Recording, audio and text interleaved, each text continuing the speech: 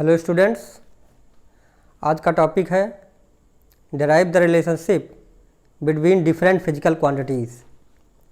इसके पहले हम लोगों ने प्रिंसिपल ऑफ होमोजेनिटी पे क्वेश्चन किया है। उम्मीद करते हैं उसको आप लोगों ने किया होगा अच्छे से। नहीं किया है तो उसको ज़रूर कर लें, क्योंकि बिना उसको किए आगे के टॉपिक्स आपको अच्छे से समझ में नहीं आएंगे। ठीक है, तो चलिए आज हम लोग करते हैं derive the relationship between different physical quantities. ठीक है, इसका जो फार्मूला हम लोग निकालेंगे derive the relationship between different physical quantities में, उसमें भी प्रिंसिपल ऑफ होमोजेनिटी का ही यूज़ होता है। आप लोग जानते हैं प्रिंसिपल ऑफ होमोजेनिटी क्या है। हमने बताया था same kind of physical quantities can be added, subtracted और कंपेयर्ड। तो इसी का यूज़ आपको करना है और इसी का यूज़ करके हम लोग डिफरेंट फिजिकल क्वांटिटीज़ में रिलेशनशिप निकालेंगे। तो यहाँ पर देखिए हम क्वेश्चंस नोट किए हैं, इन क्वेश्चंस को हम लोग करते हैं। 3 क्वेश्चन है यहाँ पर, तो तीनों क्वेश्चन बारी बारी से करते हैं। पहला क्वेश्चन देखिए, पहला क्वेश्चन लिखा है period of oscillation of simple pendulum depends on mass m of Bob, second है लेंथ एंड थर्ड है g। फिर आपसे इसमें पूछा गया है find the formula for time period. आपको टाइम पीरियड का फार्मूला बनाना है। कभी भी जब आपको रिलेशनशिप निकालना होगा तो किसी फिजिकल क्वांटिटी का वो किन किन फिजिकल क्वांटिटी पे डिपेंड कर रहा है उसमें रिलेशन दिया हुआ होगा, और उस रिलेशन का यूज़ करके हम लोग प्रिंसिपल ऑफ होमोजेनिटी लगाएंगे और आपका वो फार्मूला डिराइव हो जाएगा।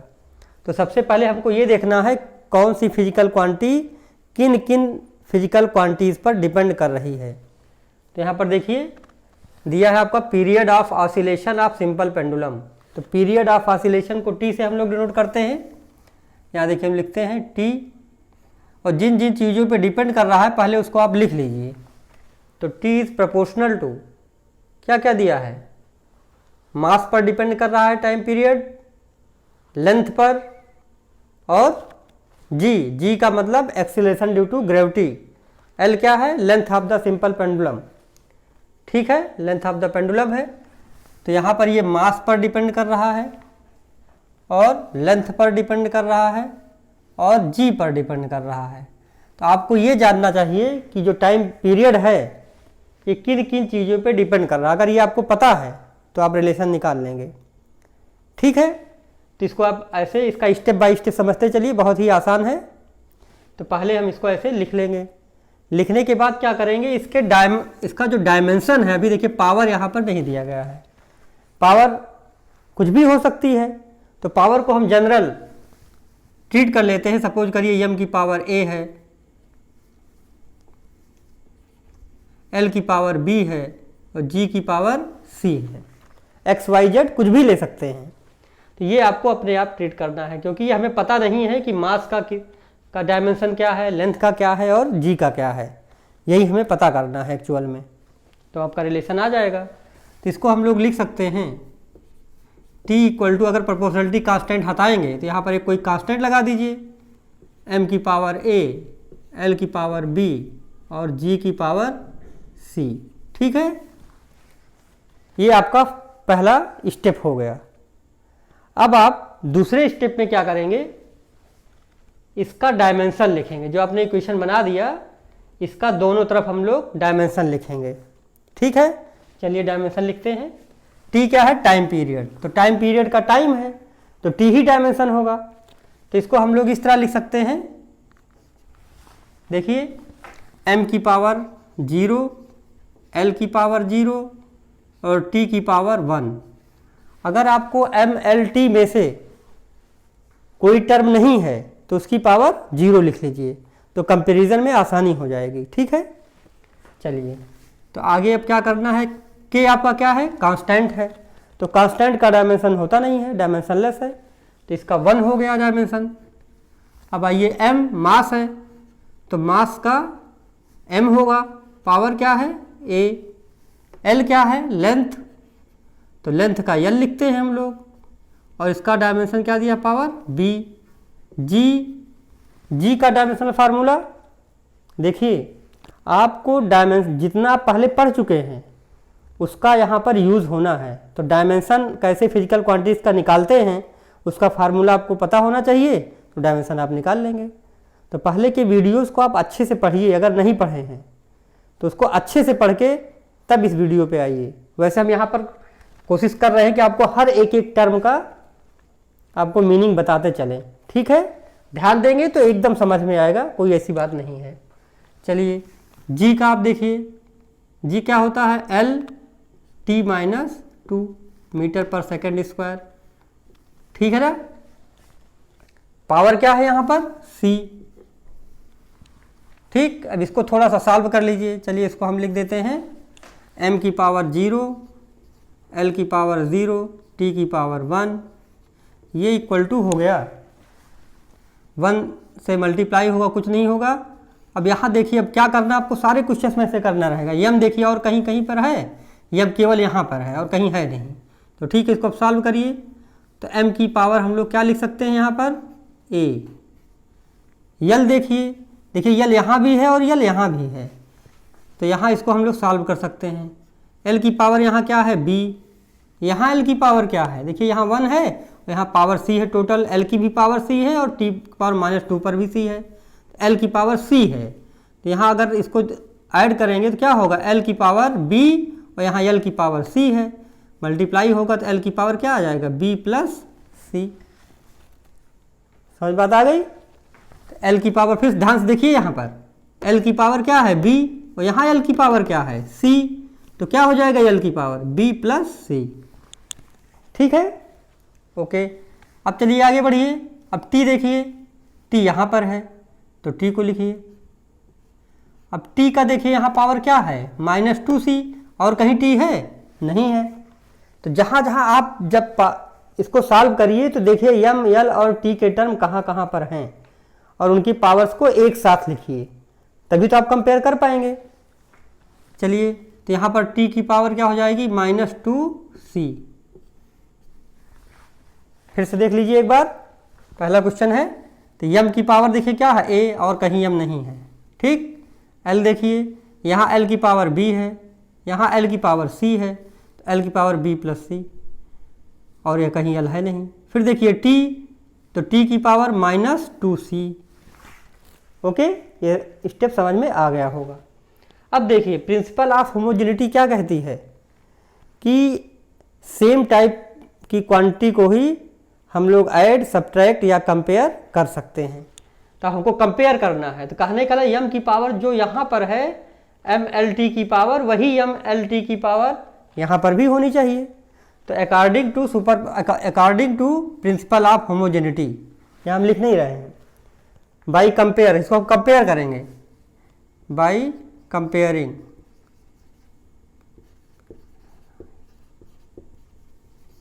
द डायमेंशंस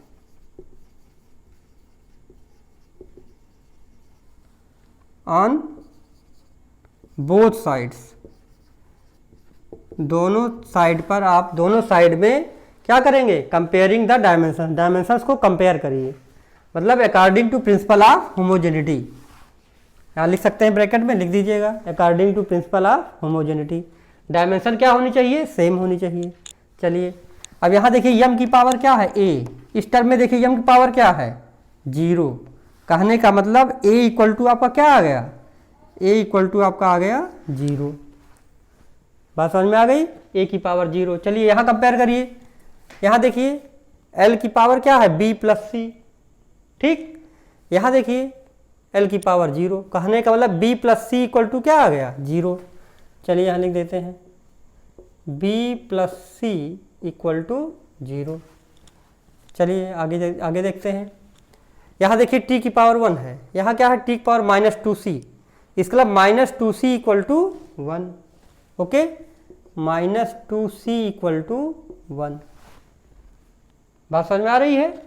अब आप a, b, c की वैल्यू सॉल्व करके निकाल लीजिए, अब तो बहुत आसान है। अब ध्यान से देखिए, यहाँ -2c = 1 है, तो यहाँ से आप c की वैल्यू निकाल सकते हैं। तो c की वैल्यू क्या आ जाएगी, यहाँ पर -1/2, ओके। अब इस c की वैल्यू यहाँ पर रख दीजिए, b की वैल्यू आ जाएगी, तो क्या आ जाएगा ये b प्लस c की वैल्यू क्या है -1/2, -1/2 इक्वल टू क्या है 0। तो यहाँ से आपको मिल जाएगा b की वैल्यू 1/2। देखिए ध्यान से, c की वैल्यू -1/2 तो इधर आएगा, तो b -1/2 equal to 0, b equal to 1/2। अब जो आपकी a, b और c की जो वैल्यू आई है, इसको हमें इस इक्वेशन में पुट कर दे, इसको इक्वेशन 1 बना दीजिएगा। अब क्या लिखेंगे, by putting the values in equation 1, ठीक है। यहां लिख दे रहे हैं by putting the values of a, b and c in equation 1। Equation 1 में पुट कर दिए, बस आंसर आ गया, अब आपका कुछ बचा नहीं है। अब ध्यान से देखिए t, तो t इक्वल टू k।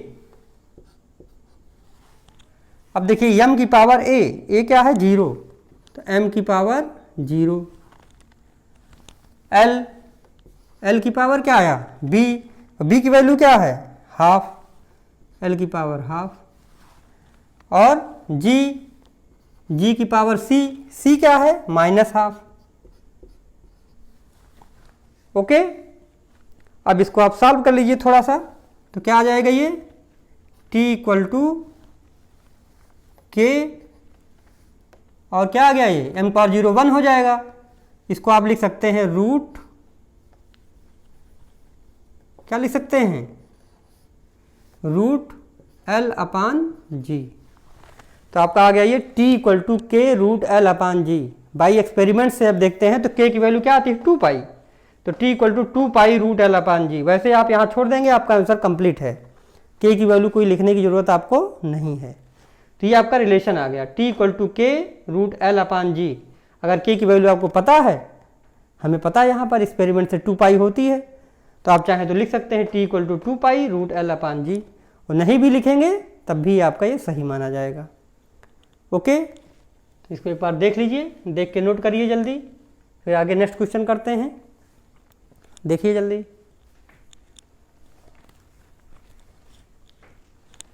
चलिए ठीक है, मिटाते हैं। ओके,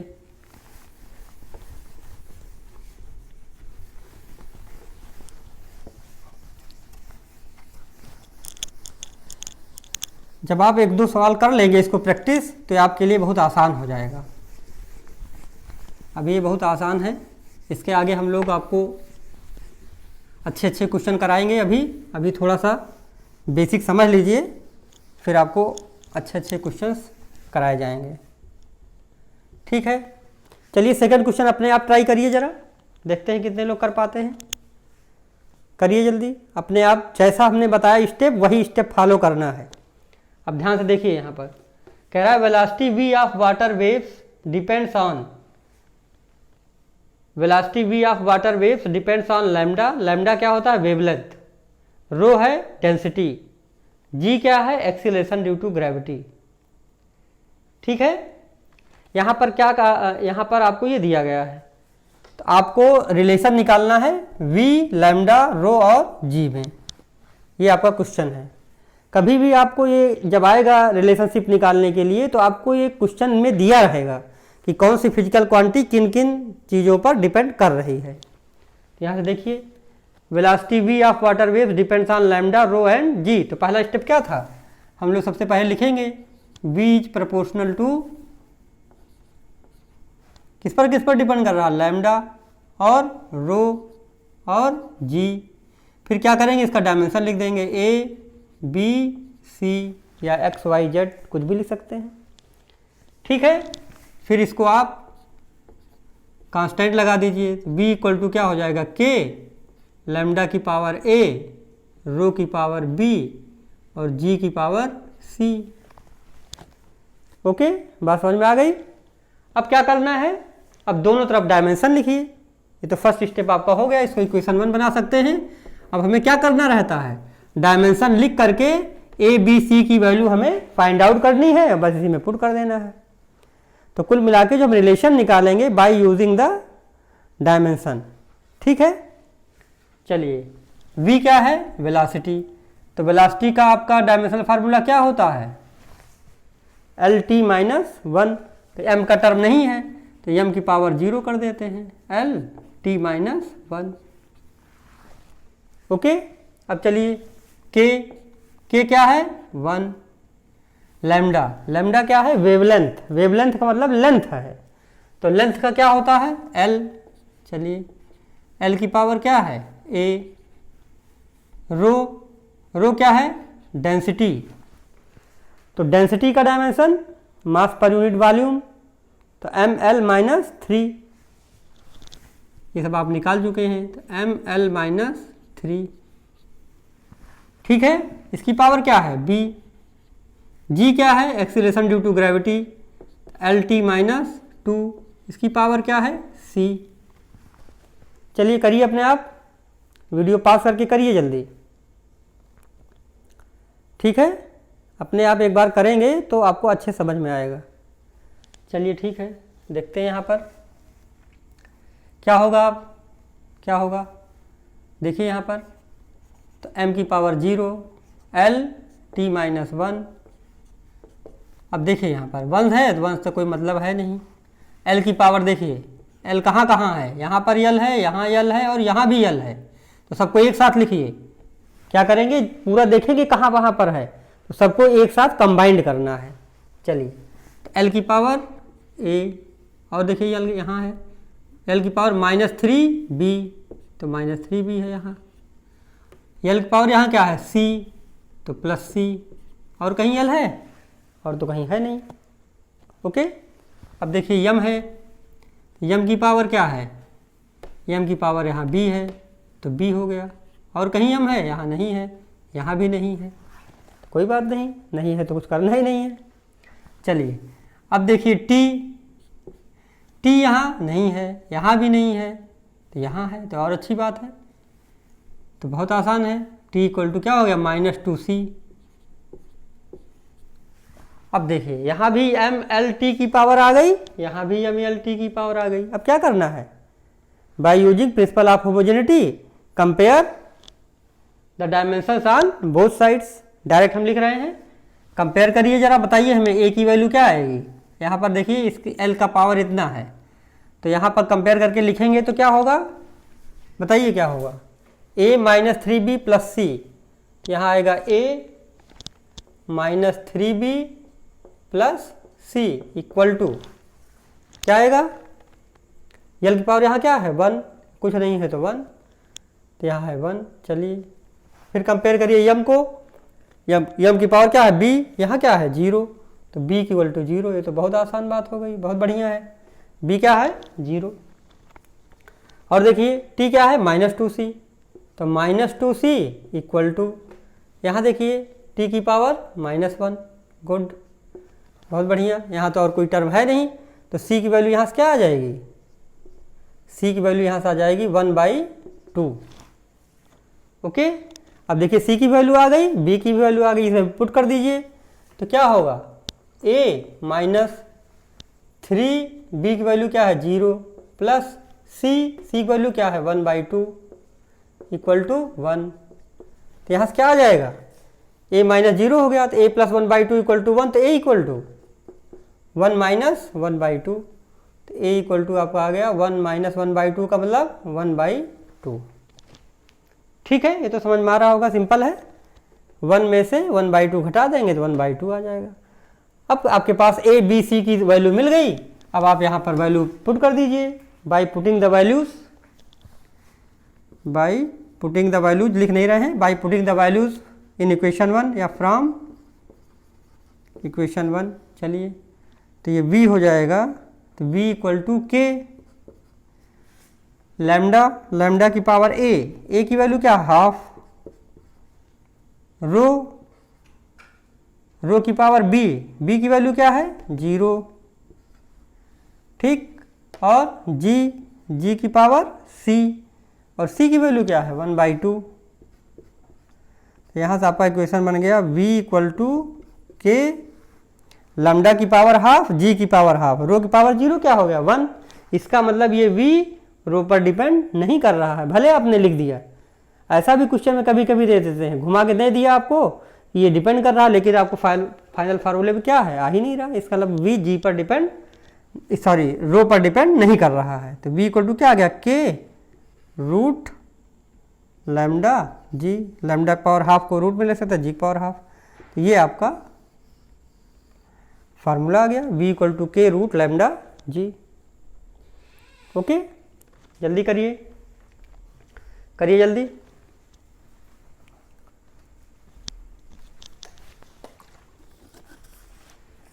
जिनका हो गया हो वो नेक्स्ट क्वेश्चन, क्वेश्चन नंबर 3 इसको ट्राई करिए।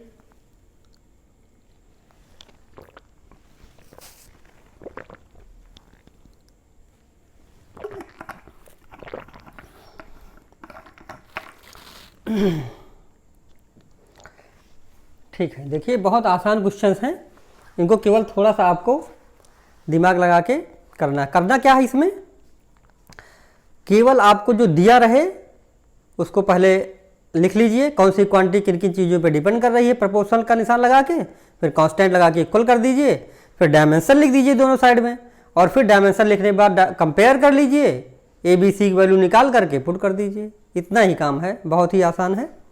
चलिए 3rd क्वेश्चन देखते हैं, पढ़िए जरा, देखिए 3rd क्वेश्चन क्या है। इसमें आपको दिया है मास m of stone depends on v, v क्या है वेलोसिटी, रो क्या है डेंसिटी, एंड g क्या है एक्सीलरेशन ड्यू टू ग्रेविटी।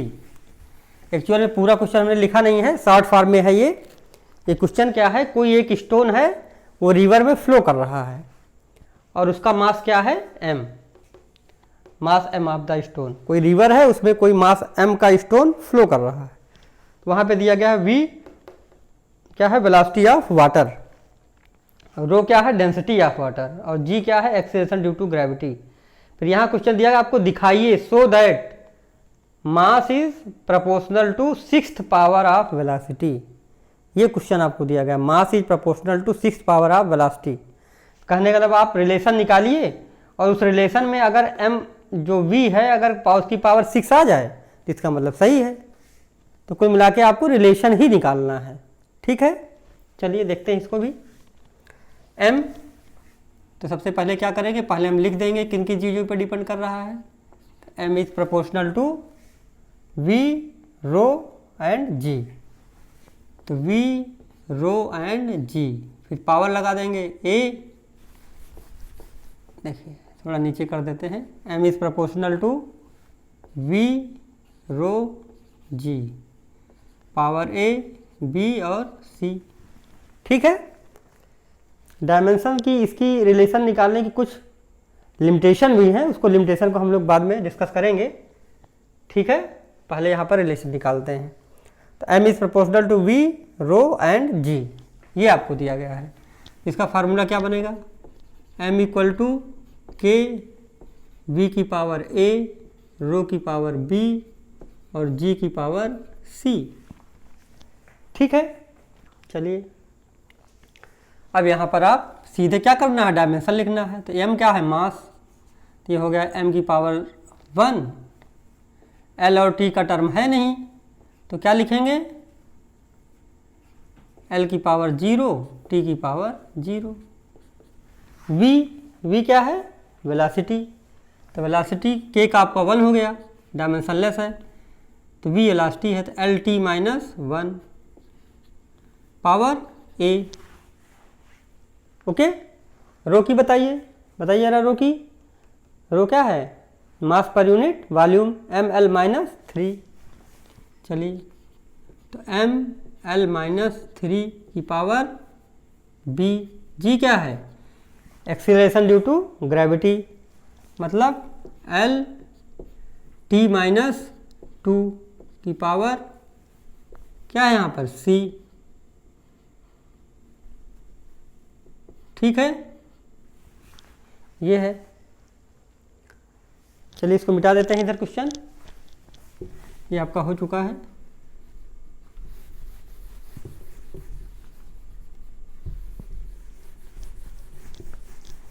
ठीक है, अब आपको केवल v की पावर 6 आपको दिखाना है। चलिए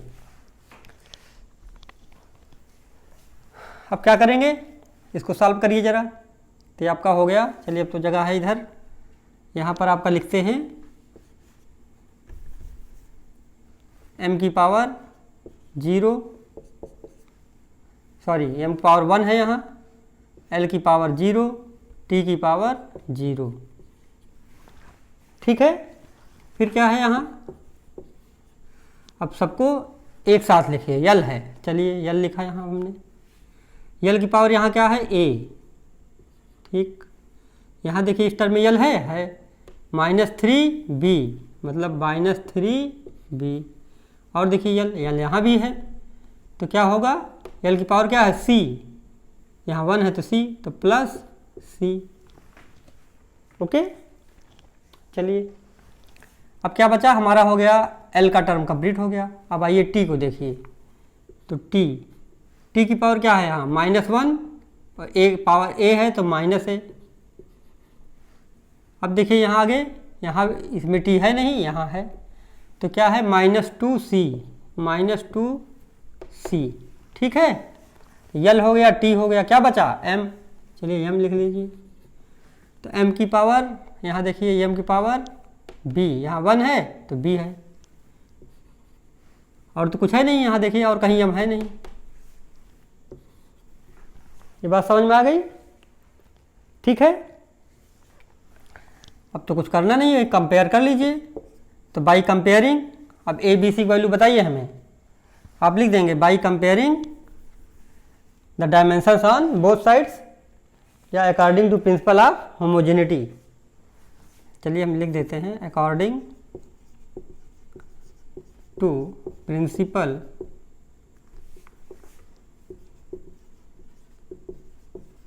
of homogeneity.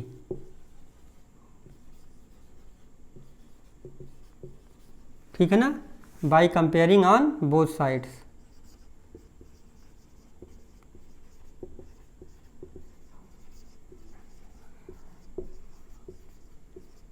On both sides of equation.